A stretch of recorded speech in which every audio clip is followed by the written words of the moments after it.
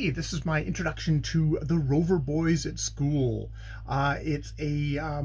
It was the very first of the Edward Stratemeyer's, the Stratemeyer Syndicate's public titles. The very first one they put out. The Stratemeyer Syndicate is well known for doing such books as the Bobbsey Twins, Tom Swift, the Hardy Boys, Nancy Drew, all things that are sort of production line fiction.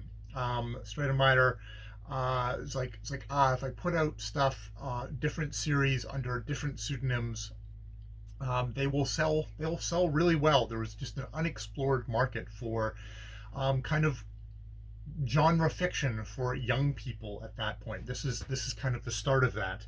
And the Rvr Bys, it published in 1899. The Rvr Bys at Schl is the very first one of this.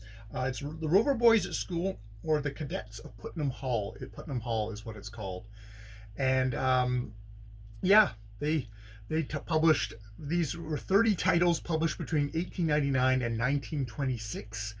And they remained in print for years afterwards. So this very much falls within my remit of my 1901 project, where I am reading books from like 1890 to 1910, all kind of around the year of my grandfather's birth in 1901.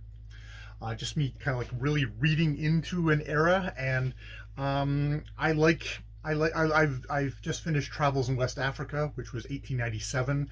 Which was very much dug into a lot of racial and colonial and kind of gender roles in a travel work. And this is one where it's the example, the very first example maybe of a kind of YA fiction, genre fiction. So yes, I'm gonna start with this with the Rvr Bys. The original Rvr Bys, Tom, Sam, and Dick Rvr, the sons of a wealthy widower, Anderson Rvr, who entrusts his